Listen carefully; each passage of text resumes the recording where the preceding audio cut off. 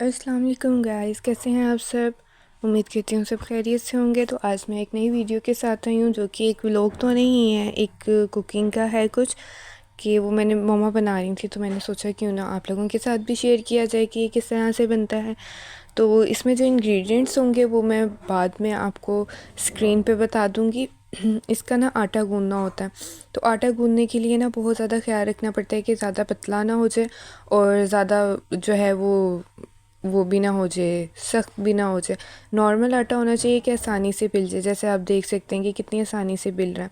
इसका एक पेड़ा बना लेना है और ऐसे एक रोटी सी बना लेनी है। उसके बाद आप कोई भी स्टील का ग्लास या कोई भी गोल चीज़ लेके इसको ऐसे आप कर लें और इसकी टिक्कियाँ बना लें। आप गोल भी बना सकते हैं, और वो अक्सर वो मिलते हैं ना शेप्स वाले, स्टार्स, ओवल, और इस तरह के आप उससे भी बच्चों को बना के दे सकते हैं। इससे बहुत बच्चे बहुत ज़्यादा खुश होंगे, और ये एक बिस्किट की तरह बहुत मज़े के हो सकता है लोग बनाते भी हों कि ये अक्सर वो कूंडों के ख़त्म में बनती है। तो हम तो अक्सर ही बनाते रहते हैं क्योंकि मुझे बहुत अच्छी लगती है। इसमें ना नारियल कद्दूकश करके नहीं डाला इस बार, वरना नहीं तो मम्मा नारियल भी कद्दूकश करके डालती हैं, तो वो और ज़्यादा टेस्ट देता है, बहुत मज़े का लगता है। अच्छा, इसका ये है कि एक पेड़ा बनाओ, फिर इसमें से कुछ बच जाता है, फिर वो दूसरे वाले में डालो तो कितनी देर तक ये ऐसे ही लगे रहते हैं। तो अब मम्मा दूसरा पेड़ा बना रही हैं, हमने बनाई थोड़ी सी ही थी। वो इंग्रेडिएंट्स भी लिख दूँगी और उनकी जितनी भी क्वांटिटी है वो भी साथ में ही राइट कर दूँगी मैं लास्ट पे। ठीक है, तो वो आप देख के वहाँ से आटा गूँथना है आप लोगों ने बहुत अच्छे से, नरम नरम हाथों से, ज़्यादा सख्त भी नहीं करना और ज़्यादा पतला भी नहीं करना। ये इतना रखना है कि चिपके भी ना और सख्त भी ना हो कि बार बार आपको खुशका लगा के आपके हाथ थक जाएँ बार बार। तो इस तरह से देखें, अब दूसरा जो है हम बनाने लगे हैं। अच्छे से बेलना है, ज़्यादा पतला भी नहीं कर देना पेड़े को और ज़्यादा मोटा भी नहीं रखना, नॉर्मल रखना है। अगर ज़्यादा मोटी होंगी तो फिर अंदर से जब हम फ्राई करेंगे इसको तो वो पतली रह जाएंगी, और अगर ज़्यादा पतली होंगी, सॉरी, फ्राई करेंगे तो अंदर से कच्ची रह जाएंगी। और अगर हम ज़्यादा पतली कर देंगे इन्हें तो फिर ये जब फ्राई करेंगे तो ये अकड़ सी जाएंगी बहुत ज़्यादा, फिर बहुत ही ज़्यादा अकड़ जाती हैं ये। तो नॉर्मल रखना है, इतना नॉर्मल कि ना ज़्यादा मोटी रहें और ना ज़्यादा पतली हों। अब इसे आप ऐसे बेल लेंगे और फिर बेलने के बाद इसमें से वैसे ही जैसे मैंने आपको पहले दिखाया था शेप कर लेंगे। ओहो, ख़राब हुए जा रही है। अब ठीक है, तो इसको करने के बाद आप इसको पतला बेलन पे भी बेल सकते हैं, ज़रूरी नहीं है कि इस पे ही बेलें। अब ओहो, फिर ख़राब हो गई थी। ये करने के बाद आप फिर उसी तरह से सेम शेप्स, या तो आप गिलास से कर लें, या फिर आपने अगर बच्चों को देना है तो वो स्टार वाली शेप्स वगैरह मिलती हैं, स्टील की मिलती हैं बहुत अच्छी सी, वो कर लिया करें, उससे काफ़ी अच्छा बन जाता है। बच्चे बहुत ज़्यादा अट्रैक्ट होते हैं ऐसी चीज़ों से अगर उनको शेप्स में मिले। और दूसरा ये कि फिर शेप्स के नेम भी आ जाएंगे। स्टडीज़ भी, एक मैं एक टीचर हूँ तो मेरे साथ तो हर एक चीज़ के साथ साथ स्टडीज़ भी चलती हैं। तो ये है कि सर्कल में जो है बच्चे ज़्यादातर ना वो बोर हो जाते हैं कि एक ही सारी चीज़, एक ही जैसी चीज़ है, एक ही जैसी चीज़ है। तो आप वो शेप्स वगैरह कर लेंगे ना तो वो अच्छा रहेगा। देखें इस तरह से कितनी खूबसूरत बन गई हैं, कितनी प्यारी लग रही हैं। देखिए, ना ज़्यादा मोटी हैं और ना ज़्यादा पतली हैं। इस तरह से आप जो बाकी बचा हुआ आटा है वो उठा लेंगे और उसको साइड पे रख लेंगे, क्योंकि ये दोबारा से यूज़ होगा। ये नहीं करना कि इतना फेंक देना, ये दोबारा से उसी में पेड़ा बनाएंगे और फिर दोबारा से उसी तरह से आप इसकी रोटी बेल लेंगे। ठीक है, अब ये इस तरह से हमने एक ट्रे में साथ साथ अलग रखते जाना है। ये वो एक दूसरे के ऊपर नहीं रखनी है। अगर आपके आटे में जो है वो चिकनाई होगी ना तो वो नहीं चिपकेंगी। अगर आपका आटा खुश्क होगा ना तो ये चिपक जाएंगी एक दूसरे से। तो इस तरह से साइड पे रखते जाना है आपने। अब आती है बारी फ्राई करने की। फ्राई में ज़रूरी नहीं है कि आप घी ही डालें, ऑयल में भी कर सकते हैं और घी में भी कर सकते हैं। ज़रूरी नहीं कोई है कि आप घी में ही करें, लेकिन मुझे ऐसा लगता है कि अगर आप घी में करेंगे ना तो ये ज़्यादा क्रिस्पी क्रिस्पी सी बनेंगी। इतनी वो उसमें ऑयल में मुझे लगता है कि नरम पड़ जाती हैं। तो आप कोशिश कर लीजिएगा कि घी ही आ जाए। अगर घी ना हो तो कोई बात नहीं, आप ऑयल में भी कर सकते हैं। यहाँ पे हमने डाल दिया था घी, और इसको हम कर रहे हैं मेल्ट आंच में। तेज़ आंच पे आप लोग मेल्ट कर लीजिएगा।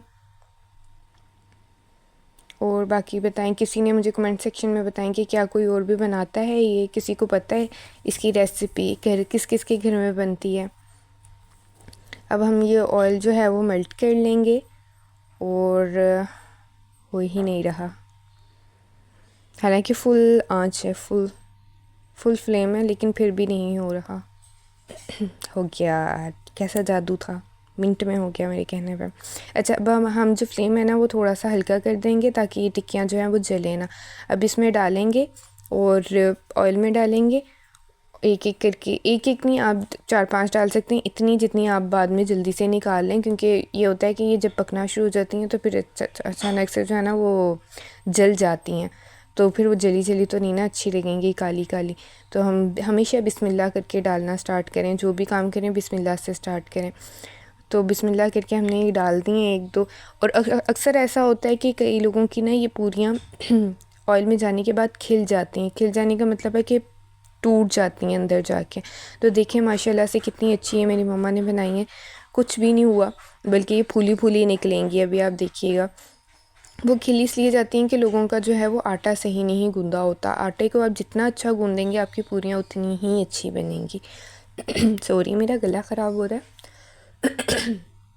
तो हम कहाँ थे कि आटे को आप जितना अच्छा गूंदेंगी उतनी ही पूरियाँ जो हैं वो आपकी अच्छी निकलेंगी। वो देखें एक पूरी कितनी अच्छी जो पहली हमने डाली थी फूली है।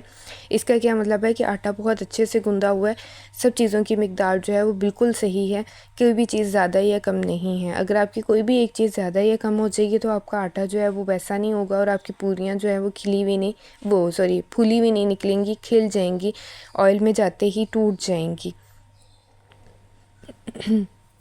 फिर से मेरे गले का इशू हो रहा है, अब ये तो साथ साथ चलता ही है। अच्छा देखिए, अब आप लोगों ने इस तरह से इनको हल्का हल्का जो है वो, ज़्यादा इसको ऊपर से प्रेस नहीं करना वरना नहीं तो ये फूलेंगी नहीं। आपने हल्का हल्का जो है इसको ऐसे हिलाते जाना ऑयल में, ताकि ये अच्छे से जो है वो फूली रहें। आप हो सके तो इस पर ऑयल भी डालते रहें, जैसे हम अंडे पे डालते हैं, तो ये फूल जाएंगी। वो देखें कितनी अच्छी माशाल्लाह फूली हुई हैं। अभी इनका कलर जो है वो लाइट ब्राउन है, जब अच्छा सब ब्राउन हो जाएगा, जब पक जाएंगी तो फिर हम इन्हें निकालेंगे और फिर देखेंगे कि कितने।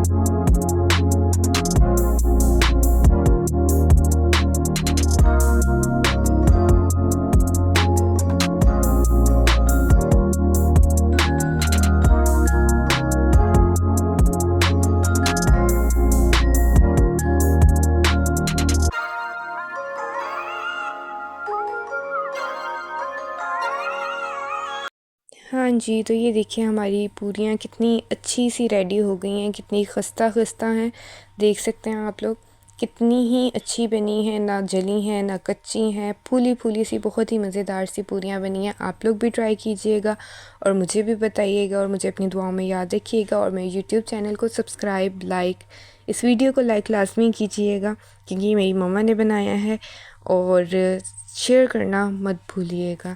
ऐसे ही दुआओं में याद रखिएगा और देखते रहिएगा मेरी वीडियोस। तब तक के लिए अल्लाह हाफ़िज़।